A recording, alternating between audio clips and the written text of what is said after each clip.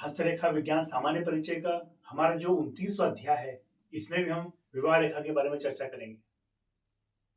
मित्रों, विवाह रेखा एक बहुत महत्वपूर्ण रेखा है और हर रेखा का एक आयु काल होता है। तो हमारी जो विवाह रेखा जो होती है, सामुद्रिक शास्त्र में इस विवाह रेखा का जो काल है वो 60 वर्ष का माना जाता है। और मैंने इसके पूर्व भी आपको बताया है कि विवाह रेखा जिस स्थान पर थोड़ी मोटाई लिए हो, सुंदर रूप में हो, आयु की उसी अवस्था में आकर के व्यक्ति का विवाह होता है। अब यदि विवाह रेखा बिल्कुल स्पष्ट हो और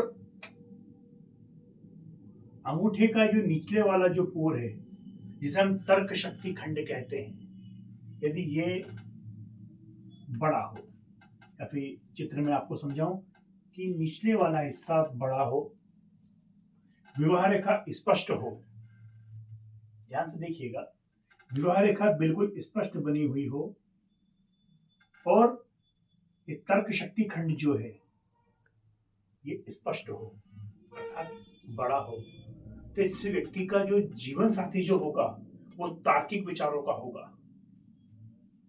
अर्थात सुखमय जीवन जीने के लिए जीवन साथी के जो विचार हैं वे बहुत महत्वपूर्ण योगदान अपने जीवन का देते हैं।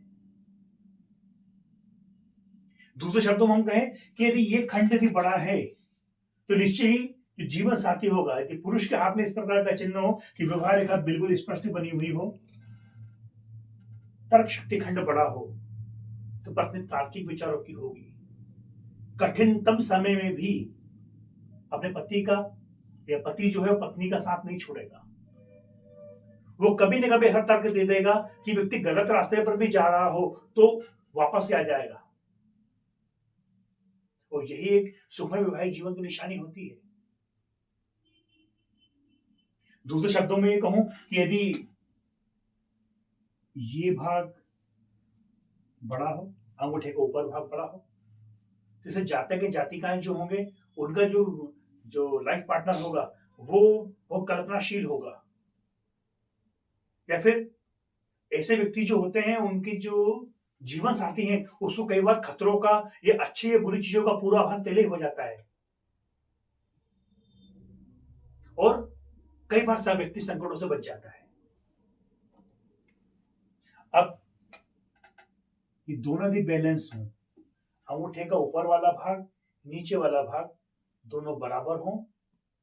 चित्र में आप देखो, अंगूठे का ऊपर वाला भाग, नीचे वाला भाग दोनों बराबर हो, विवाह रेखा बिल्कुल स्पष्ट हो, तो ऐसा जो व्यक्ति होता है या जातक जो होता है उसका जीवन साथी बैलेंसिंग नेचर का होगा, कि कठिनतम स्थिति में भी ऐसा व्यक्ति जो होता है या उसका जीवन साथी जो है वो धैर्य नहीं खोता है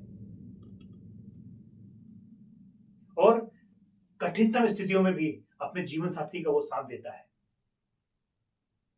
अब यदि विवाह रेखा से कुछ शाखाएं नीचे की ओर आ रही हो इस प्रकार से,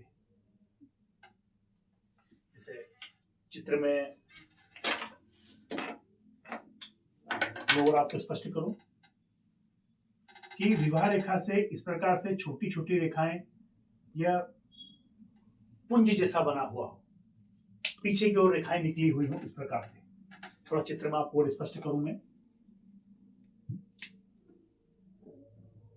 ये विवाह रेखा है हमारी, इससे रेखाएं इस प्रकार से निकल रही हूं, जैसे जीवन साथी का स्वास्थ्य कभी ठीक नहीं रहता है, और स्वास्थ्य यदि ठीक है तो फिर विवाह अनमेल होता है।